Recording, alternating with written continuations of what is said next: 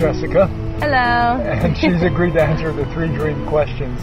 Are you ready? I'm ready. Okay, the first question is, what are your hopes and dreams? What are my hopes and dreams? Well, my hopes and dreams, I think that the things that I spend the most time hoping for, the most time dreaming about, are these happy moments where I get to spend on the beach, where I get to be with my whole family, where I get to experience time to breathe and to ponder on life and what's most important to me, what's most important to my kids, and that we can be continually progressing and moving forward. So I think that that's where my hope lies, is the ability to continue my progression through life.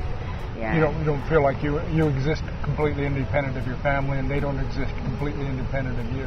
I don't know. Well, I've been thinking about that a lot. Here we are in Kauai, and so it's been a really interesting experience for me this time around, where I have 4 kids now with me, and where I've got all of these little babies that I love so much and I wouldn't change the world from. But just remembering that I visited these same beaches and had so many similar experiences on my own and independent of children, it makes me, ponder the idea of me being, separate from my family. Who am I as an individual, and how does that tie into my family identity? Or they're going to grow up one day and leave me, and my husband will die, or I will die, or eventually, one of the most important lessons I've learned is that nobody else is responsible for my happiness, and that I alone am responsible for my happiness. And so if I view myself as only whole with other people, I don't think that really leads into that. My kids are not responsible for my happiness. If they won't buckle up when I ask them to buckle up in the car, that's not going to make me happy or not happy. They can choose not to buckle up, and I can be frustrated and thinking, oh my goodness, I wish they would have just buckled up, because it would have been so much easier for me. We wouldn't have had to stop the car, and we could have arrived at our destination sooner or whatnot, and I would have been very happy about that. That's not what makes me happy. My happiness comes from an internal source. My happiness is my own happiness. So it sounds like that's what you're trying to develop in your children. Yeah. Is that awareness? Oh yeah, exactly. That's part of my hopes and dreams, is that they can be happy, is that I can be happy, right? That's all that we want. And for me, happiness is continual progression. So kind of an interesting interplay between independence and interdependence. Exactly, yeah. Definitely they contribute to my happiness, and they are a part of my happy hopes and dreams, but we're separate. They're their own people, and I'm my own person. So if I had a giant wand and I could touch the earth and wish my spell upon it, what would my spell be? But I think that it would be more of an enlightenment that I'd wish to bestow upon the earth, that people in every community would gain an understanding of how connected we are to this earth and to the plants and to the animals, and we're all connected and reliant upon each other. You remember some of your dreams when you were a little girl? Some of the things you wanted to do or be? Or I think what I really wanted to do when I was a child was be a photographer. Oh. Yeah, I loved photography. My grandpa was a photographer for the military. He had this photo case, or a case of all of his different pictures he'd taken, and then also his antique cameras on display.